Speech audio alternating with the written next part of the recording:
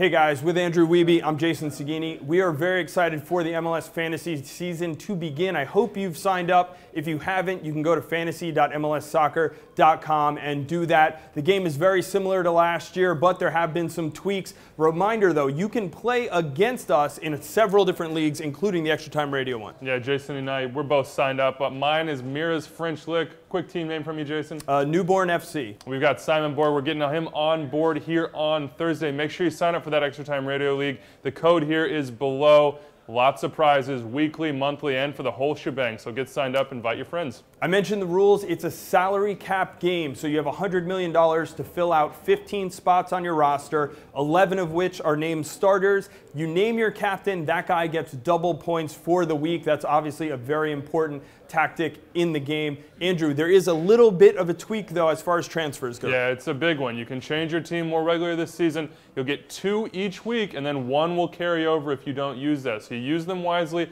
Think ahead. Think when you may need to make some wholesale changes.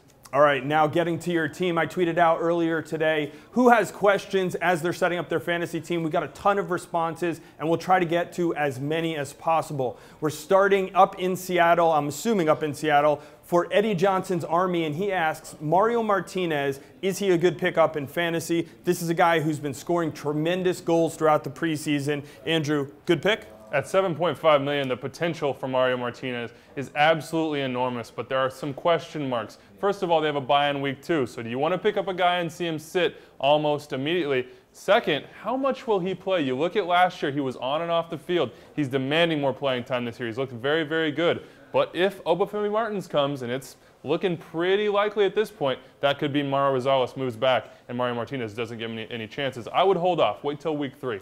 All right, moving on, staying in the midfield, though, Kyle Elliott asks, Sam Cronin, Perry Kitchen, or Kellen Rowe, which one of those midfielders should I go with? I think an easy one for me are going to be Cronin or Perry Kitchen. Those 2 guys are going to be on the field all the time for those respective teams, but Kitchen at $0.5 million cheaper, he's my man. He's on my team. I think you're going to see them get a lot of shutouts this year. He'll rack up points from that, and maybe he'll start to be a little bit more active in that attack as well. Rowe could have some potential, but you got to wait and see if Jay Heaps is going to play him. They have a lot of pieces in that midfield.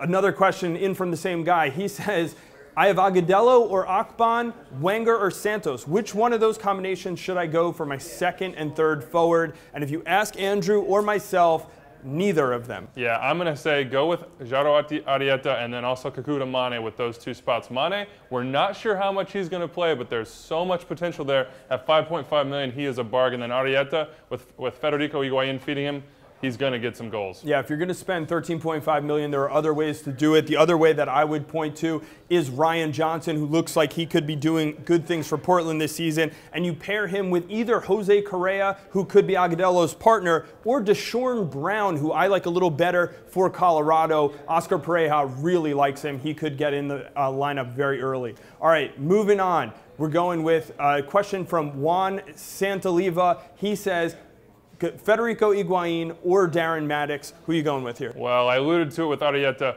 Federico Higuain is going to be an absolute fantasy monster this season. You saw in the second half of 2012 how he just racked up the goals and the assists. With a full preseason under his belt, Arrieta healthy, some more pieces there. Eddie Gavin once again going on the left flank.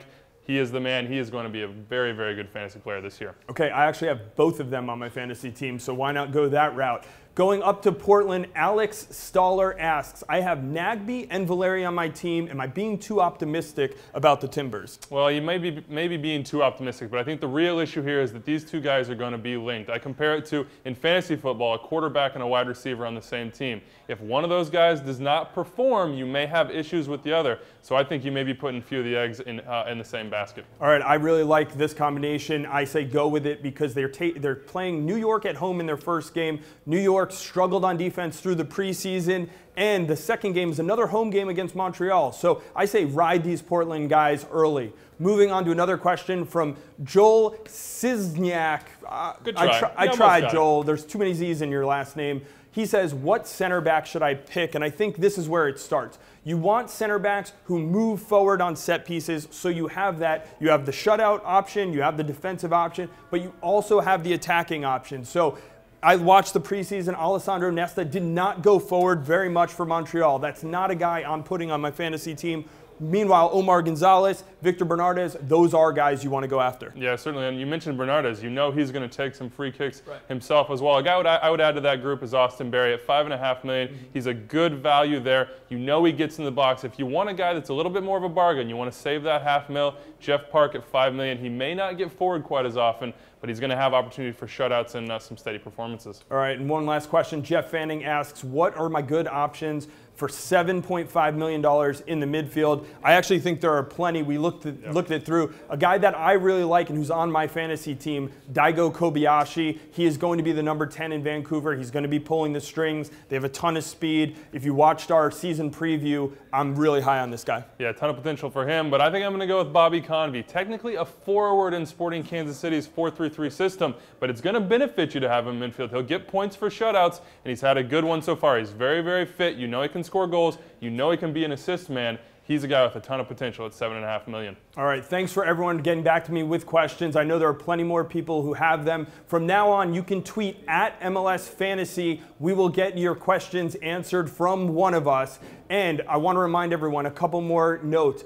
There are guys who are suspended for week 1. Ozzie Alonso, Mark Birch from the Seattle Sounders, Blas Perez is actually suspended the first 2 weeks of the season. And stay tuned to MLSsoccer.com to find out what happens with Dwayne De Rosario. You don't want him on your fantasy team taking up a big chunk of your budget. On mine right now. Yeah, if he's not going to play in week 1. Andrew, you have a final tip for new fans who are watching? Well, we mentioned it before with the bye weeks. Pay attention to that schedule, folks. You don't want to get yourself in a position where you've got, say, guys on 3 teams, maybe 6 guys out in 1 week, and you end up burning that wild card early. Really make sure that you're doing that. You're not putting, diversify. That would be my advice. Make sure you got guys from all over, guys with different schedules. All right, thanks for joining us. We'll be back throughout the season with plenty more fantasy advice.